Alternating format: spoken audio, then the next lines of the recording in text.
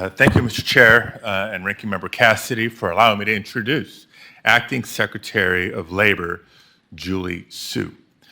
Julie is a proud Californian, and as you will continue to hear, a champion for workers everywhere. Julie is indeed was a tireless advocate for workers in California for years, so much so that 2 months after I joined the Senate in early 2021, I had the honor of introducing her to this very committee when President Biden nominated her to serve as Deputy Secretary of Labor. And in the time since her first confirmation, she's proven to be a highly effective Deputy Secretary of Labor, and now Acting Secretary, helping this administration add more than 12.5 million jobs to the American economy. That's since President Biden's first day in office. That's more job gains than any previous president in a 4-year term. And that's no exaggeration. And during that time, Julie's also been a relentless defender of the rights and dignity of workers. Job creation and labor protection are not mutually exclusive. Indeed, they go hand in hand in a strong, responsible economy. But you see, her service and her track record comes as no surprise once you understand where she's come from. She's a proud daughter of immigrants and a native of California, and she knows personally the sacrifices that many working families face just to make ends meet. Her parents worked hard for decades in minimum wage jobs before establishing and growing their own small business. So they've seen both sides of a paycheck. They instilled in Julie a strong work ethic that led her to take on tough fights for workers as a labor lawyer, as labor secretary for the state of California, and as deputy secretary for the U.S. Department of Labor.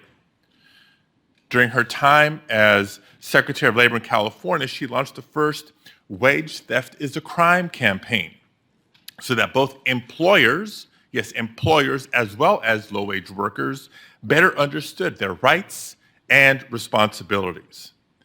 And as the Secretary of the California Labor and Workforce Development Agency for the then 5th largest economy in the world, now the 4th largest economy in the world, she managed 7 major departments, boards, and panels to promote quality jobs, provide workforce training, and strengthen the state's economy.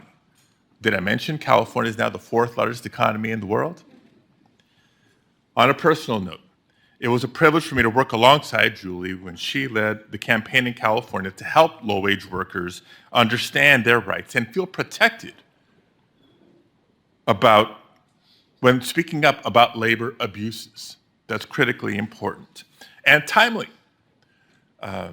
Colleagues, I know that many of you have expressed concern about recent reports about child labor violations in America, particularly migrant children being exploited in the workplace.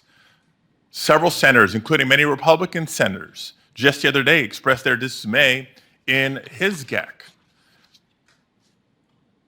calling on the federal government to do its part on cracking down on these labor violations and holding people accountable.